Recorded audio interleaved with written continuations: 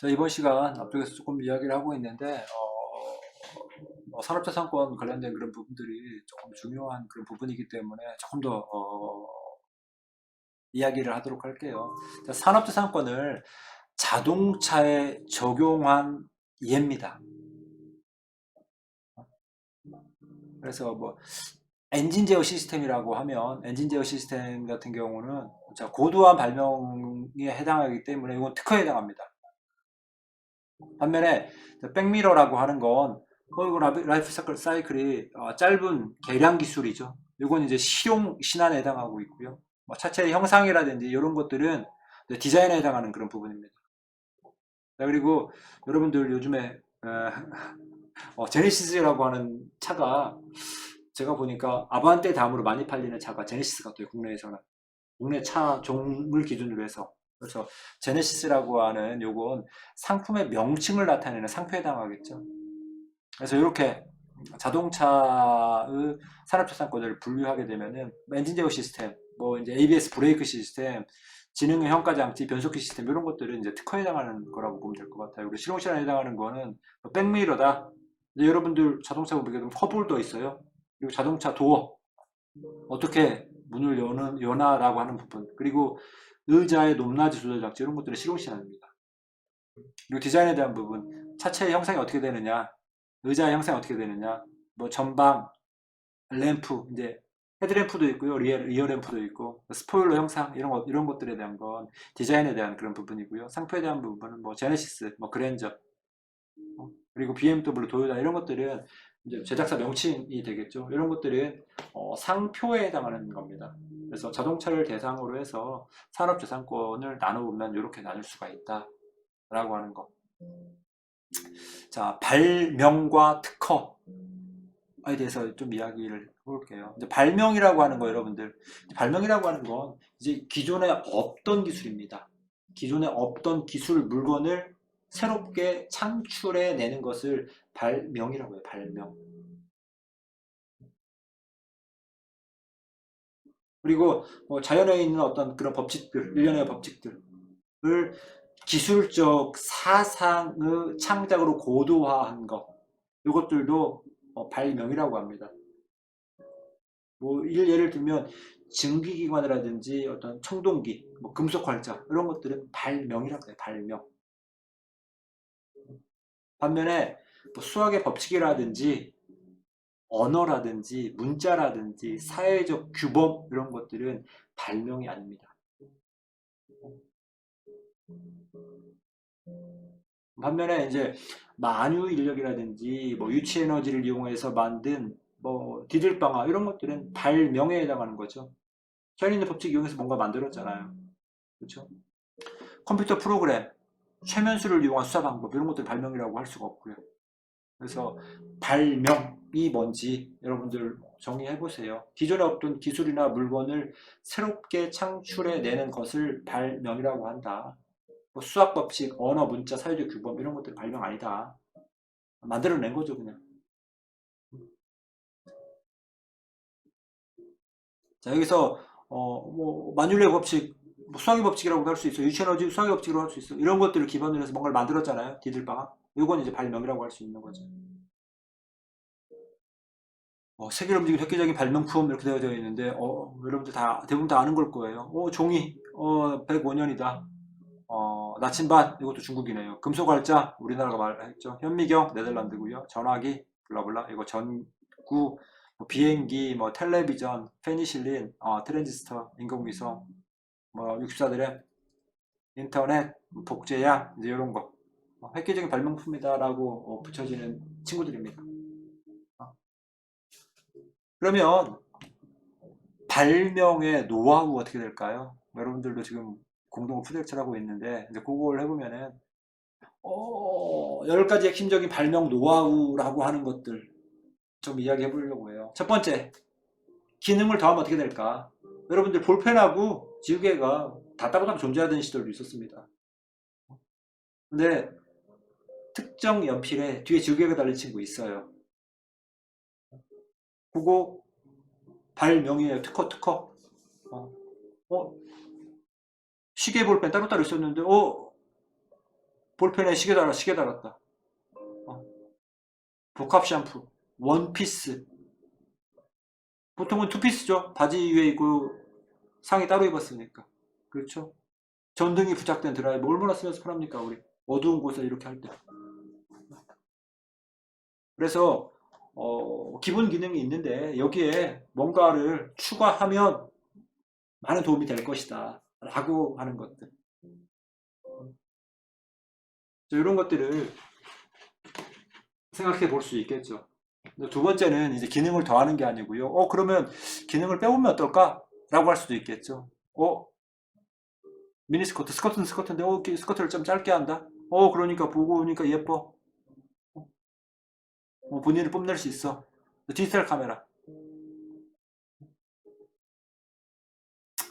자, 주스인데, 당분을 뺐습니다. 무가당 주스. 당뇨병 환자라든지, 조금 더 칼로리를 낮춰서 사용하려는 소비자가 있다라고 하면, 상당히 매력적인 주스가 되겠죠. 자, 전화기인데, 기존에 유선으로 있었습니다. 무선 전화기. 껌인데, 설탕이 없어요?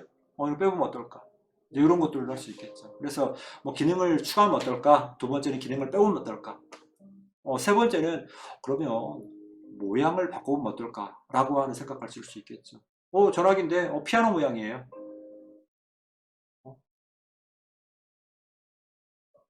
네모진 상이 기본적으로 있었는데, 상의 형태를, 삼각형으로 만들고요. 원형으로 만들고요. 이럴 수 있겠죠. 그리고 화장지. 그냥 플랫하게 있었는데, 엠보싱으로 볼볼록 하니까 우리가 엉덩이에 닿는 촉감이라든지 뭔가 이물질을 닦았을 때, 이물질이 잘 닦이는 거예요. 될 수 있겠죠. 물파스. 일자로 돼 있었는데, 일자로 돼 있으니까 쓰기 불편했는데, 조금 쉬어놓으니까, 쓰기 편하다. 전화기. 예전에는 돌려서 하는 전화기였습니다. 돌려서 하는 전화기, 힘들다. 시간도 걸리고, 다시 되돌아가야 되고, 우리가 돌려야 되고. 근데, 눌러서 하는 전화기, 편하더라. 만년필 뚜껑 만드는 만년필입니다, 이 친구는. 박하는. 자, 그리고 콜라병. 예전에는 플랫했는데, 일직선 형태니까, 작으니까 흘러내리더라. 마시기 어렵더라. 시원하게 마셔야 되는데, 물기도 묻으니까 더 잘 흘러내리더라. 그래서, 뭔가 잘록한 그런 부분이 있죠. 잘록한 부분을 잡으면 아무리 미끄러워도 흘러내리진 않잖아요. 그렇죠? 이제 이런 게 모양을 바꾸면 어떨까 합니다.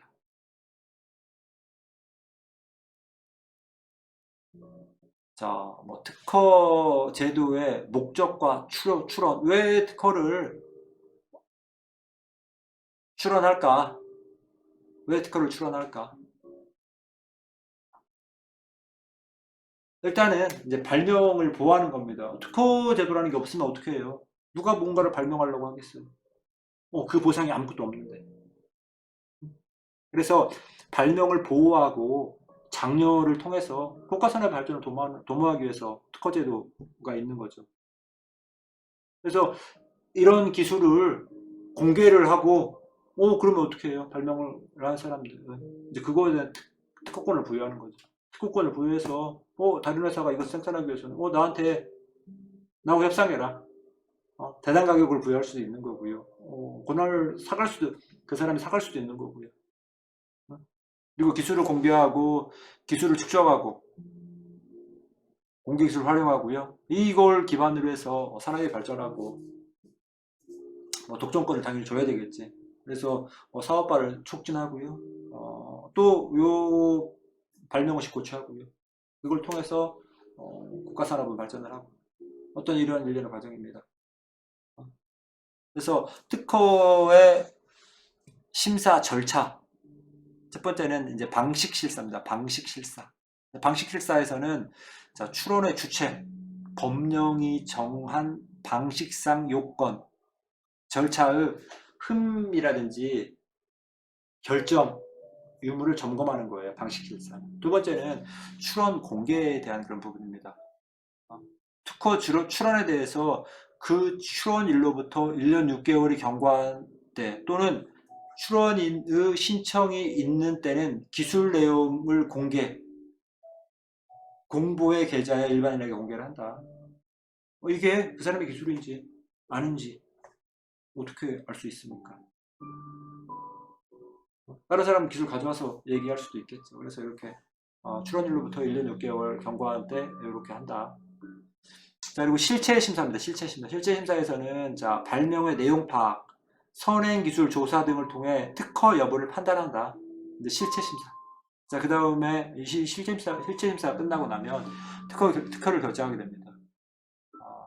심사 결과 거절 이유가 존재하지 않는다. 라고 하면 특허 결정서에 출원인에게 통지를 합니다. 특허 결정. 마지막에는 자, 등록 공고죠. 특허가 결정이 되어서 특허권이 설정 등록되면 그 내용을 일반인에게 공개합니다. 등록 공고. 그래서 이런 과정을 통해서 심사가 이루어지고 등록 공고가 이루어진다라고 하는 겁니다. 그럼 특허 등록의 요건은 뭐냐? 자, 7가지. 자, 자연법칙을 이용한 기술적 상상인가? 기술적인 사상인가? 산업상 이용할 수 있는 것인가? 새로운 것인가?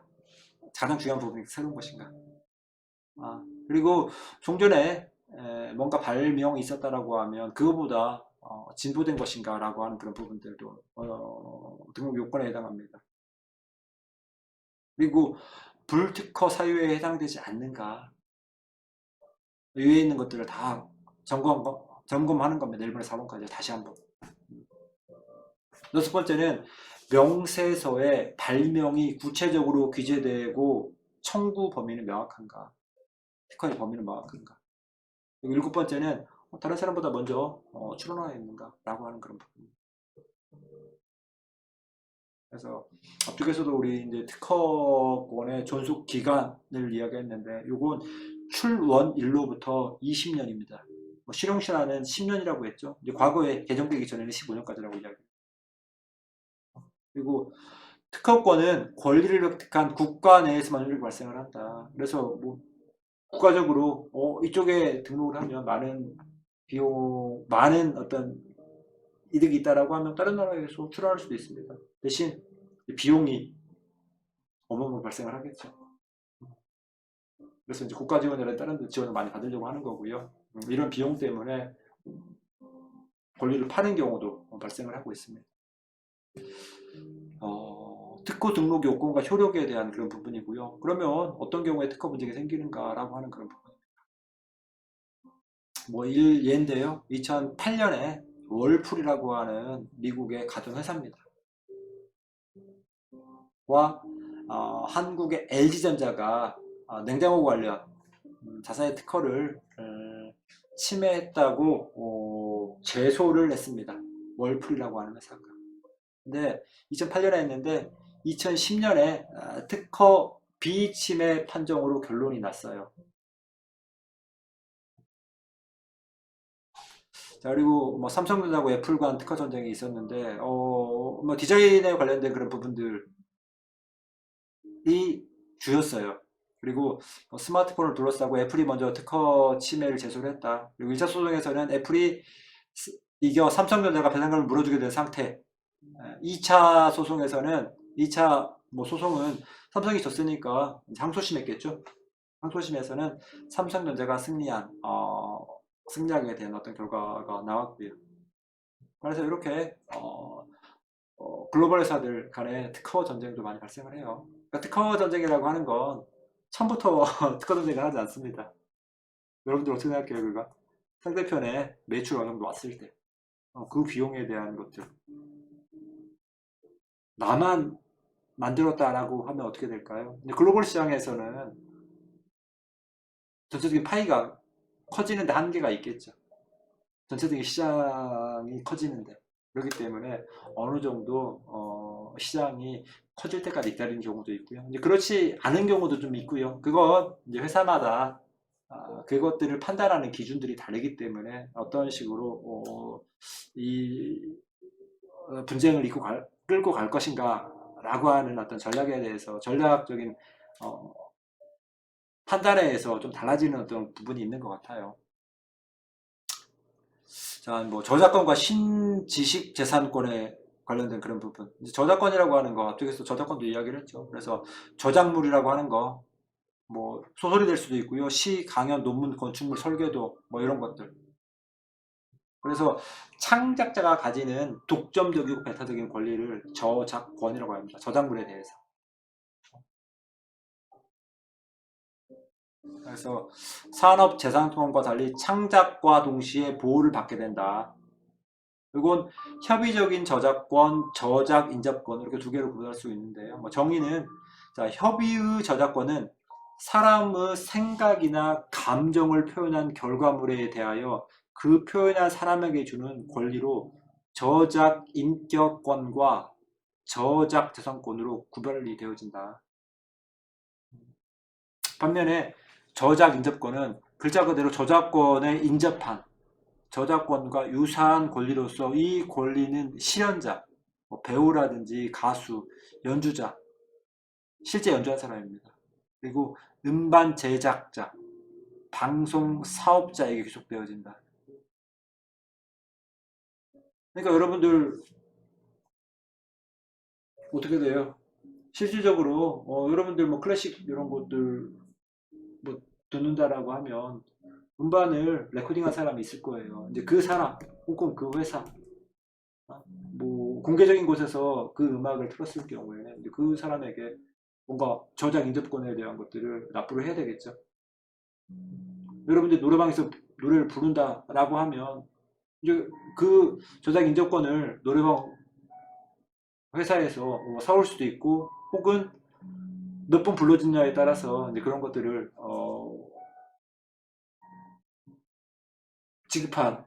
지급한 어떤 계약 조건에 따라서 달라지겠죠. 예시가 있는데요. 협의 저작권이라고 하는 건 소설가라든지 소설 작품에 창작한 경우에는 원고 그대로 출판, 배포할 수 있는 복제, 배포권과 함께 그 뭐 소설을 영화라든지 뭐 번역물로 다른 형태로 저작할 수 있는 2차 저작물 뭐 작성권 혹은 연극으로 할 때는 연구로 공연할 수 있는 공연권 이런 것들이 이제 협의의 저작권입니다. 조금 더 폭넓은 거죠. 반면에 저작 인조권이라고 하는 건 조금 전에 이제 제가 얘기했던 그런 부분이 될 것 같아요. 실제 연주한 사람, 뭐 배우가 될 수도 있고 가수가 될 수도 있고 연주자가 될 수도 있고요. 그가 실연을 녹화하거나 사진으로 촬영할 권리, 이게 이제 저작 인조권입니다. 그래서 음반 제작자는 음반을 복제 배포할 권리를 갖고 있고요. 그리고 다른 사람이 하려고 한다라고 하면 뭔가 비용을 지불해야 되겠죠. 자, 방송 사업자, 방송을 녹음, 녹화, 사진 등의 방법으로 복제하거나 동시에 중계 방송할 권리. 그러니까 최근에 우리 이제 드라마라든지 이런 것들도 사죠.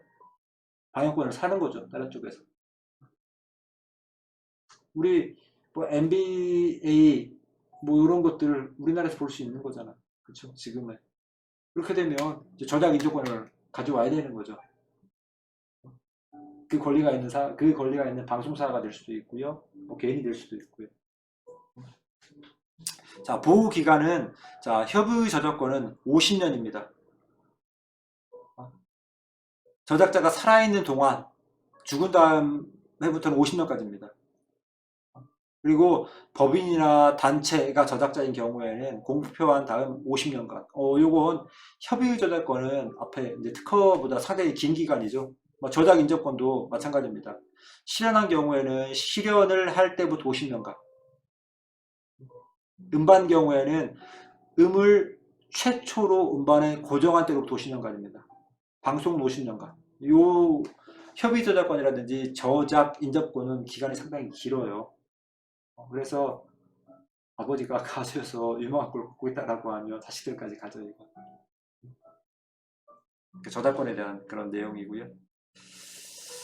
뭐 신지식 재산권에 대한 그런 부분을 마지막으로 이 부분은 마치도록 할게요. 진짜 신지식 재산권은 산업재산권, 저작권에는 속하지 않고 새롭게 보호하는 지식재산권입니다. 그래서 여기서 이제 구별하고 있는 것은 첨단 산업재산권, 산업저작권, 뭐 정보재산권 그리고 기타 이렇게 분류를 하고 있고요.